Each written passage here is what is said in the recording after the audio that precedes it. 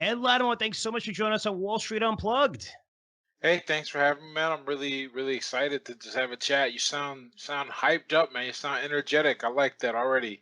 I know I love doing this podcast. I love talking to new people. I love learning stuff. So, and just doing the research on you, just an amazing story. I'm going to break it down here. I mean, you had an amazing life where you're raised in the projects in Pittsburgh by a single mom. You grew up poor, suffered physical abuse, observed tons of violence growing up, dealt with alcoholism, then became a boxer on the professional level, which seemed like a way to take out, some of that anger on people. But by all means, when I look at this, and if I had to put a percentage on it, I'd say it's 90% plus that growing up like this is setting you up to fail, to be in jail, to maybe be dead. I talk And about it all the time. That I think I'm a lucky case in many ways because and you talked about the alcoholism already, but like I think all the time I say you can't outrun the law of large numbers forever. Mhm.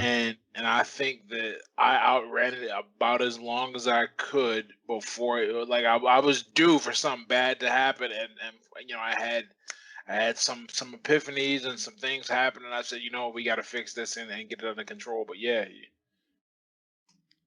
how did you get to the point where you changed? Because there's so many people that once you're down there, once you're in that hole, the difficulty in coming out, especially where you were. I mean, what was some of the things that motivated you? Was it like boxing? Because I think it was 23 when you started your box career. I want to really get into that too. But oh you know, yeah. how did you actually? What made you turn where you have all this anger and all this? You're pissed off at everything and all, and now it's like, hey, you're just so positive about everything. You're just able to turn everything around, and we'll get to accolades in a minute. But what was like the turning point there? Well, I think okay, so one of the things that I read recently, I heard someone say in reference to their own personal transformation was that they looked at their life and they said, my ego doesn't match my position in life. And when I heard that, I was like, wow, that like if there was a really basic, non-esoteric, non kind of woo-woo reason why I made changes in my life, Mm, uh that would be it. I had a certain image or ideal that I felt like I could be and that I've always wanted to be. And I got to a point, 27 is when I really started making a lot of big changes where I was like, wow, you're not anywhere close. And this stuff takes time. So are you going to be serious about it mhm. and get it under control? Or are you going to keep BSing and kind of hoping that things fall into place? And now it wasn't that simple. That's a big part of it. Another part of it is like when you have this standard for yourself, you experience the pain that is the gap between, and that pain is the gap between where you think you should be and where you are. That was a pretty big pain gap. Like I mean, I will never forget like having to worry about at 27. At 27. I'm sleeping on a friend's. He actually had a room because his parents give my house. Let Mhm. me rent a room at his house for $200 a month, and that's all I could really afford. I'm 27 and I'm like, what's going on here? But okay, it's one thing if I can only afford that because I've devoted so much time to boxing, and I did.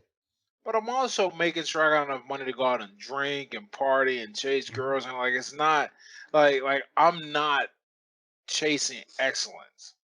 I'm leaning on what may or may not work out, because I'm a boxer and trying to develop this life that I think fighters, should have, or athletes or people in the spotlight. In other words, I kind of started bought to my own nonsense, my own hype. And I said, dude, you know what? I just had a moment of real realization, and I said, there's a lot I want to achieve. There's a lot I want to experience, and right now, that's the thing. Realism is a great trait. You got to be real. Right now, I'm not on pace to hit any of those goals. Like I used to say, I'm going to turn 33 regardless. Am I going to turn 33 with more or less options? And when I started looking at it like that, I said, dude, you know what? We want to have a good life. And now, I mean, every day I'm grateful. Like I'm sitting here right now in my nice Mhm. apartment. Mhm. Um, Drinking coffee but I know that this is the direct result of work. Like no one gave me Mm. anything. I had to go, work, work, work, work, control myself, get my worst aspects under control. Now I wonder if that ambition is perhaps genetic, but the things I did to realize it certainly are not. And that was just going, okay, this is not working. And I was able to say it wasn't working because I had a realistic perspective of life, what I could do, and more importantly, what I didn't want to be. You look at life the way I look at life, like every minute counts. And it must be funny when you look at it from where you are now. Again, we're going to talk about the accolades and degree in physics and all the books that you've written and your website and helping people and motivational speaking. It is pretty incredible when you look at today's world, I would think, where people complain on their iPhones and social media with their new cars. And, I've traveled the world, man, and people don't have access to water in some places. And just to hear what people get pissed off about, Yeah. and then especially when you see what not everyone has is great as it seems like the more you have, the more you complain in this world, right? I mean, it's pretty crazy these days. It's super weird. I'll never forget. It reminds me of this conversation that I have with people sometimes about when you travel to countries. We also call them developing nations, uh, and you're set up to. They say haggling and negotiating is part of the culture. That never sat well with me because I'm like, man, I grew up poor. I wish somebody would come and haggle me for. I'm like, look, I just need, for example, when we were in Colombia, I needed a hat and it was hot. They were like, this hat costs $12. I'm like, I don't care if that's us or not. That's a great deal, and I don't have to waste time dealing. Like, I don't have to figure it out. And, Hmm. and you win, I win. Everyone goes home. And for me, I couldn't. I don't have it in me to complain about things because I guess I'm aware of how bad it could be. If you don't waste my time, I part of like why I told that story Hmm. about the negotiation. If you don't waste my time and you don't steal from me, Hmm. because stealing is like a waste of time because that meant that if you get close enough to steal from me, um, that meant I invested time into you, and then you went and betrayed. Like it was like dead time. I mean, I could have put it somewhere else. Pretty much, those are my pet peeves. And even still, you got charged to the game. I'm gonna die eventually, so I know I don't have infinite time, and I Hmm. know that one day it's gonna end, it'll probably end with me not doing even close to everything I want to do unless I like live to 150. It was looking up some crazy stuff, man. And I'm not saying that's gonna happen to my generation, but I think the next generation, I think I'll live to over 100, but the next generation knows. But that's off topic.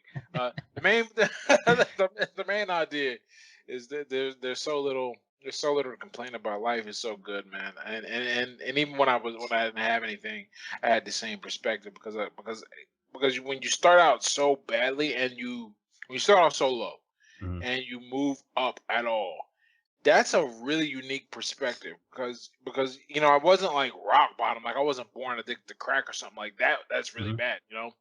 But it was low enough to where everything I see is above me, and almost everything I see is an improvement. And so for me to be hearing and complain, I'm like, but I know what it's like to not have food. Hmm. Okay. I know what it's like to not be able to get, something warm for the winter. Things like that. I know what it's like to lack fundamentally on all areas of your life. So, to complain about my phone, that's weird. To complain about how someone's opinion. Okay, right? Are they trying to beat me down? That was the thing I had to deal with. Not someone's rough opinion, whatever. I don't care what someone thinks. They're not trying to lay hands on me. But yeah, that's where that perspective comes from. I think for me. Now, when it comes to motivation and speaking, for me, someone like you is so much more credible, right? I mean, someone that's been down there and struggled and maybe had setbacks and to me, I think it's easy to listen to you to motivation than maybe a doctor saying, well, you have don't take any more alcohol. It's not good for you.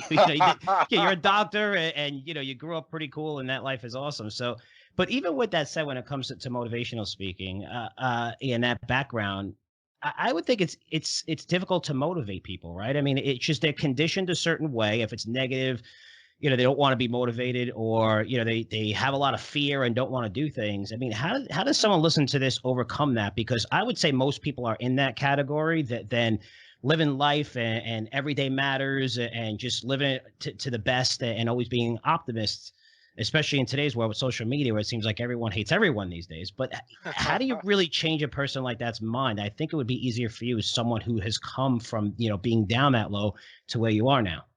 It's funny, man. I think, and I have to be aware of this, but I think a person in my position who's gone through legitimate, I think legitimate anyhow.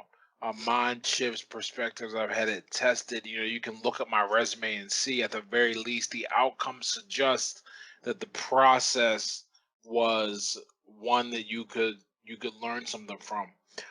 What I have to be aware of, I have to be aware of the curse of knowledge. I have to remember that I, for whatever reason, naturally leaned a certain way. Now, that doesn't mean that I naturally get it. It just, I was predisposed Mhm. to that. With that said, the cool thing about leaning into what you're good at, developing a system over and over, you start to learn what people typically are challenged with because you face these challenges yourself. And you start to see, and you work through, you talk to enough people, and you see some commonalities. And the biggest commonality I see, did not have to worry about, is I had nothing really to lose. Uh, a lot of people have an investment in their position in life, and that's not just their financial position or their social position. It's all of that. They're very invested in where they are because Mhm. that is the devil they know, and we don't like uncertainty, even if that uncertainty comes with a potential payout. Okay, so we will eat the risk of staying still because that's all it is. I mean, and it's risk versus the possibility of reward of changing, of making some moves. A lot of people will always choose to sit still. If you can get a person to look at their current life in contrast to what they think they're capable of, and get them to understand that there's absolutely no chance of getting there Mhm. if they don't start taking action, even if the actions can carry with them an inherent risk of failure. uh, if you can get them to see that, then the rest of the game is easy. I always say, certain people ain't they're never gonna need motivation. They get it, and a Mhm. lot of times there are people who never had security because the security weakens you in the sense that you don't want to give it up, and the only way to get it to make progress is kind of by definition to give up what you're secure with. Even and your level of security doesn't matter for the fundamental idea. In other words, what I mean is like if I'm only, I'll put that in air quotes, only making $50,000 a year, I have a bit of a cushion to take a risk to make 100,000. Mhm. But is that any different than making 25 and trying to pop up to 75 with the same difference? No, I mean because no, fundamentally because they're all risk. I could end up less, but I'll probably end up more. It's like rejection and talking to girls, for example. Yeah, I could probably end up being rejected or slapped or whatever. Uh, but one thing we know is that if I don't do anything, this will remain. You Mhm. know, it'll be the same. And if you get someone to internalize that idea from there, the everything else becomes really easy to build on, almost to the point where they don't need to talk to you anymore. And I find that motivation works that way. The people who are unmotivated, no matter where they're at in life, they are very comfortable there. And I've observed you can be comfortable anywhere. I got friends making barely minimum wage, and I got friends who are six figures, and they're all comfortable. Mhm. I have very few friends that I grew up with. I can think of one, and one who went from a low and made a great, like a Hmm. big change like the way Hmm. I have in the same amount of time. But most people kind of find their level right around 23, 24, Hmm. and take whatever course life puts on them rather than making their own course. Yeah, and what I noticed too is you're brutally honest, which I like. I mean, for me, I grew up in New York. I grew up, again, you had to be street smart, and I became book smart later on in life, kind of like you. But I didn't really take too many things serious. But you saw a lot of stuff. There's a lot of hustling, lots of fights and stuff like that. I wasn't even close to the environment you grew up in, but you had to fight what you wanted, right? It was, Yeah. yeah, it was crazy. But when I look at growing up that way, I mean, how important is it, I guess, if I could ask you, is it when having those street smarts, I realize how important it is to have book smarts later on. How important is that? Because it seems like even with that perspective, you're brutally honest when you come across where you tell people things that I'm sure that aren't street smart are gonna be like, whoa, and take a step back where, hey, you know what, you gotta get punched in the face to understand what fear is. I like that, but sometimes, a lot of people might be taken back from that, right? Yeah. So you got to understand kind of like what are street smarts? Street smarts, in my opinion, they're just the ability to read people. Mhm.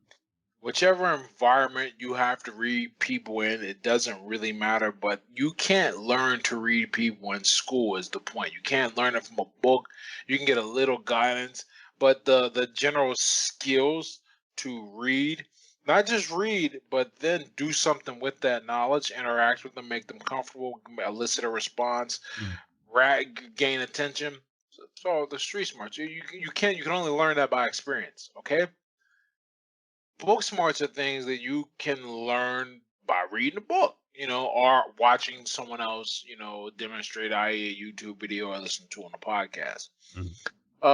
The cool thing about both is that they have their domains, right? And if you're really good at street smarts, but you're dumb as a brick, you'll probably be able to go far in sales. And if you're really book smart, but like near autistic level of social ability, there's a computer out there somewhere that Mhm. needs to be programmed and built and networked, and then there's everything in between.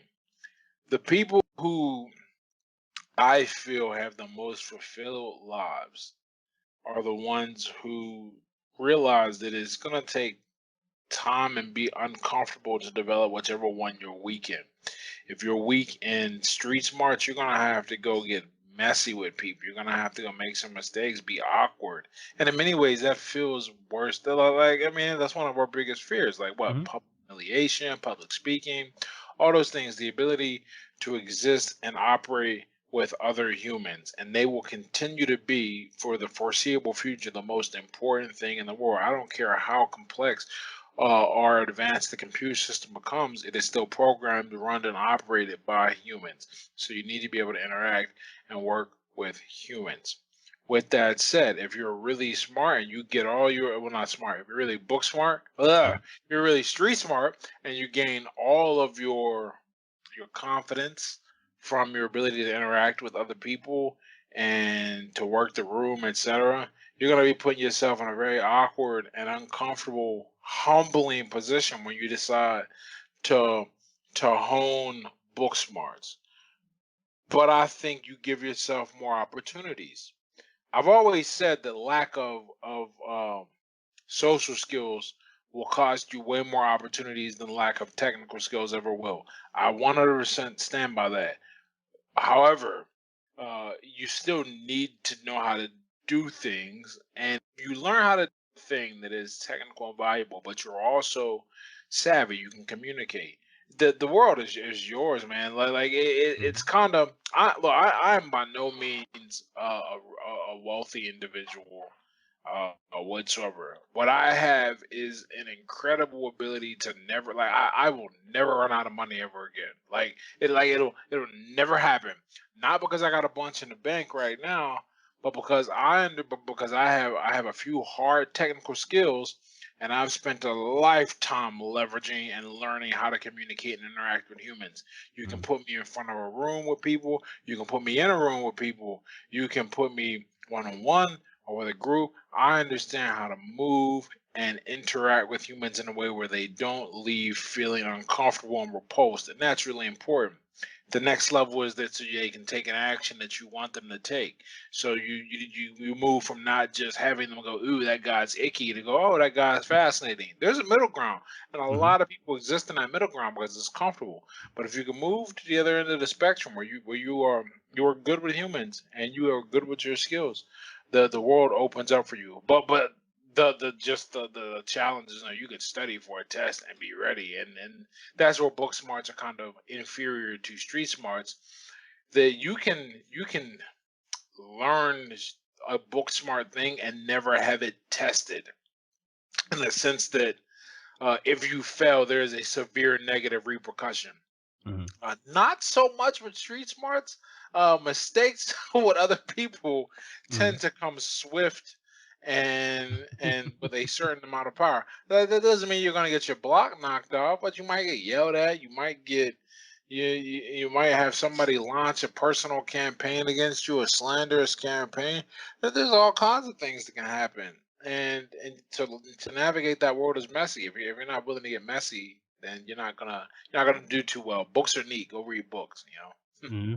Definitely makes sense. So now at 23, I mentioned earlier, right? Boxing, professional heavyweight, 13 1-1, 7 knockouts. After the 6 professional fights, you were signed by Jay-Z's Rock Nation Sports, right?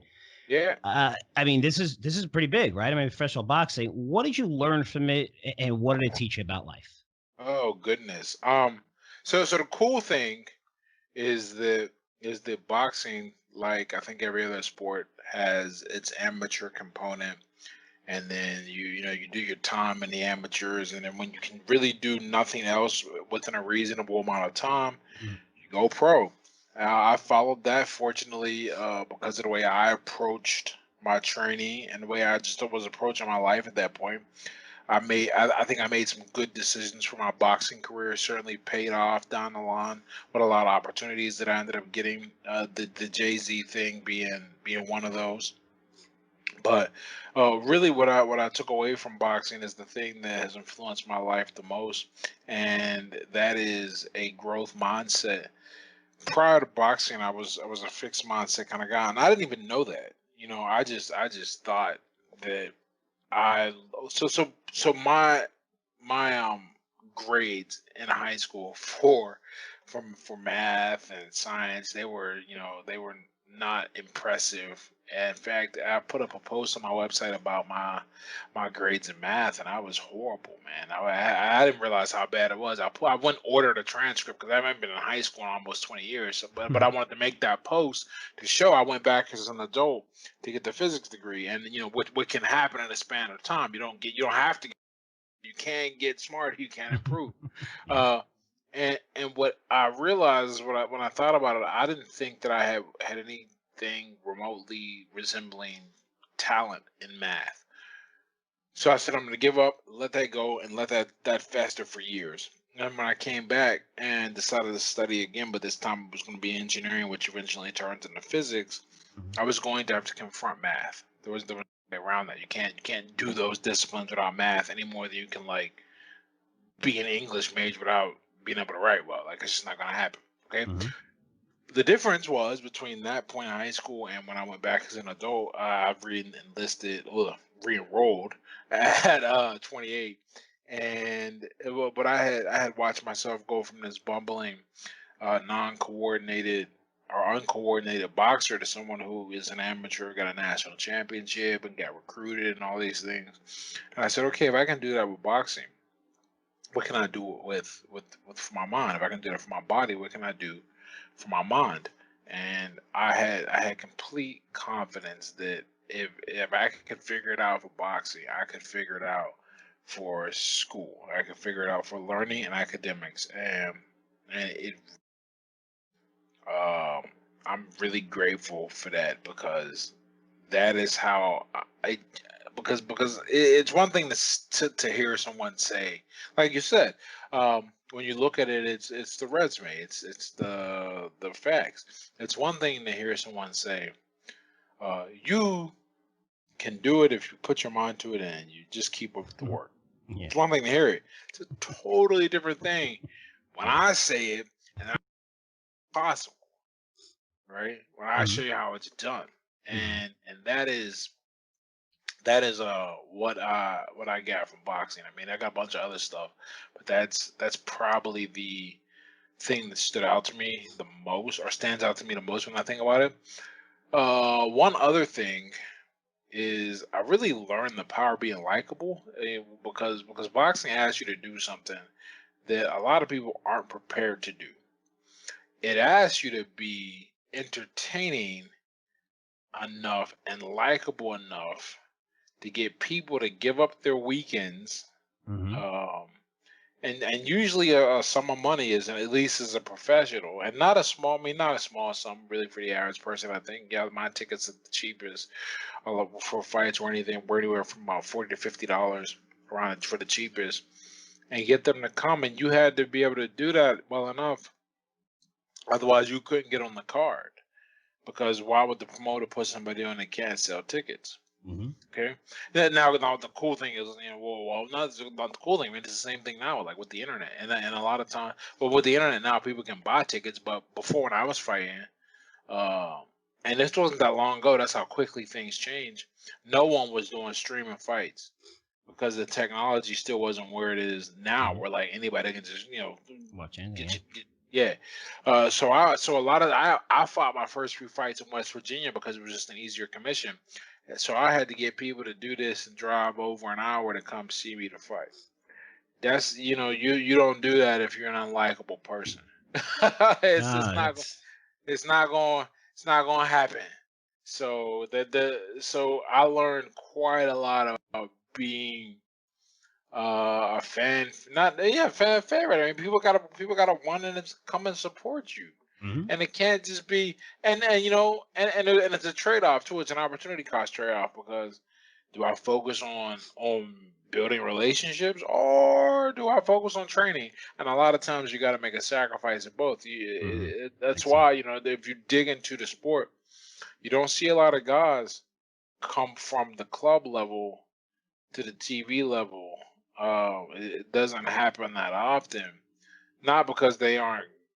Um, well, yeah. I mean, exactly. But if they were good, they would take the patient route. Mhm. Because good is not just skill, right? You got to be smart enough to kind of understand the business you're moving and maneuvering. And I know lots of guys who, if they had just put their ego aside and said, "I'm going to fight as an amateur for free with the kids," because I mean, look, a lot of my shows, I was the oldest guy on it. Not all of them, but a sizable majority, because I started so late in life. Mhm. Uh, but that's how you build your skills, and that's how you you make sure that when the headgear comes off and the gloves drop in size, that you're ready to be in there and fight. But a lot of people, man, they not they don't want to do that work. They don't want to sacrifice. But those are the things I took from the sport, man. Growth mindset and being likable makes a huge difference in your life too. Yeah, the marketable part too. People don't understand that. I'm in the financial newsletter industry. It's got to be entertaining. People got to enjoy it. You got to know what you're talking about and be good. But that's definitely something to be said about that. Where so many people try to do things, you have to be different. You have to stand out. And you definitely do that. So are you still boxing? But you look like you're in great shape. I mean, if you need a sparring partner, Oh, let me know because I need to definitely get punched in the face a little bit. But I would oh love. man, That you would be know what's great, man. funny? Here's how I feel. So random bit of news is, I was one of the chief sparring partner, if not the chief sparring partner. I'm pretty sure I did the most rounds. Um, what Roy Jones Jr. is helping him get ready for the fight against Tyson this week. Really? Oh, that's so Yeah, great. yeah, you can check my IG out, man. I got a few pictures up there with me and him. Uh, One in particular after the fight, man, he hit me with a great hook and busted my nose wide open. Couldn't stop the bleeding for 2 days. And then I just took some time off. Well, I mean, it wasn't bleeding constant for 2 days, but hmm whenever it got hit, and so I had to take like a few days off and just let it heal. But in terms of, am I still fighting again? I'm in great shape, and hmm more coordinated than I thought I'd be. I suffered a concussion, actually two concussions, and those take time to recover. But I haven't been in the ring for freaking 4 years. Yeah. But I still know how to fight and everything. But what I've decided is is I'm 35 right now, and with my skill level and the damage I put on my body, or Mm, rather lack thereof, I mean I could easily fight. There's no problem. I'll never fight heavyweight again though. I'm mm, just I'm not big enough. I'm only 6'1", and right now I'm like 225 pounds, which is mm, like not really training. Like when I'm in camp, I spent most of my career under 220 because you're working out, and that's just not big enough to really compete. mm, Uh, Certainly, yeah, no, you just can't. I mean, the top guys, I knew I had a pretty good idea of where I was going to bottom out at, and those that's just not, or rather, top out at is a better way to put it, because the average, I think someone worked the math out. The average height in the division is almost 6'5" at this point. That's the average height, but the yeah. median is realistically like 6'6". Hmm. Uh, that they're all over 240 pounds, Wow. and those guys that like that's huge, because what that means is that, and I'm not this good. I can admit this to myself, but what that means is that every punch they don't have to be as good as I have to be. In other Hmm. words, right? What's the old quote? The bad guys have to keep getting lucky. The good guys only have to get lucky once. If you look at that in terms of the underdog and the overdog, better, right? The the underdog has to continually get lucky to have like everything has to go right and then some luck. They ain't gotta be that good for that long, Hmm. You a guy who's six, Deontay Wilder's a great example of this. Yeah. Like at the highest level, he ain't gotta be that good. Like, and we didn't know. I mean, like people who knew boxing knew it, but like until they saw Tyson Fury fight him, who's bigger, Hmm. right? Yeah. Then they were like, because until then, right, he's fighting a guy. He's fighting Louis Ortiz. Ortiz is winning the fight, but Ortiz is only 6'3" though. Only Hmm. 6'3". That's crazy. I gotta say that. Only 6'3". Yeah. And then he gets that right hand in there, puts him to sleep. I think it was the seventh or eighth round. Nothing.